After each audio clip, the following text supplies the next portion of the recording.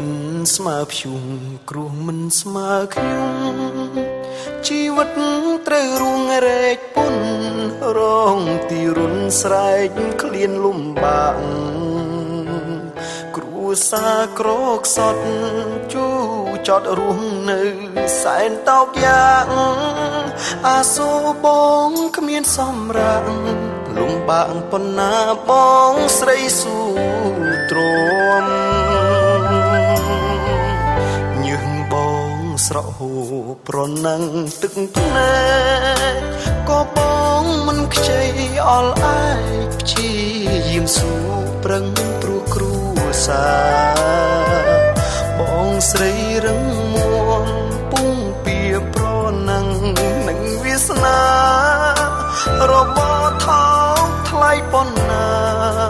ក៏បងស្រីហ៊ានលះបង់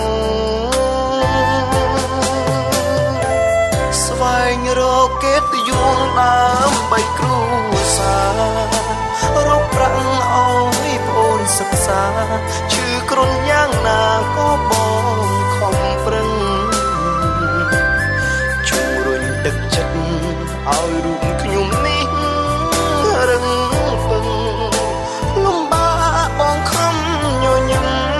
មិនឲ្យខ្ញុំដឹងឃើញទឹកភ្នែកឡើយឲ្យប្អូនរៀនខ្ពស់យួងបងស៊ូអាប់ប្រឹងរ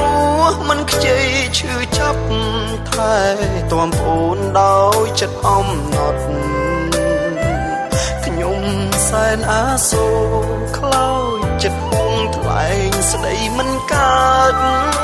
បងស្រីដើរដួលប្រឹងក្រោកក្រងទុកសោករស់ដើរបីប្អូន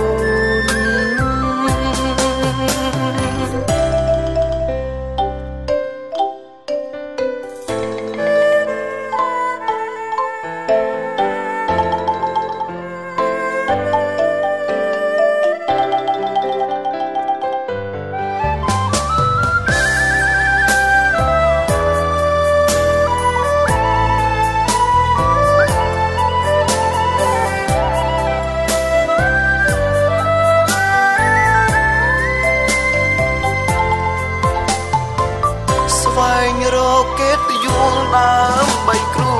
សាររកប្រាក់ឲ្យប្អូនសិក្សាឈឺគ្រុនយ៉ាងណាក៏បងខំប្រឹងជួយរុញទឹកចិត្តឲ្យរូបខ្ញុំនេះរឹងពឹងលំបាកបងខំញញឹមមិនឲ្យខ្ញុំដឹងឃើញទឹកភ្នែកឡើយ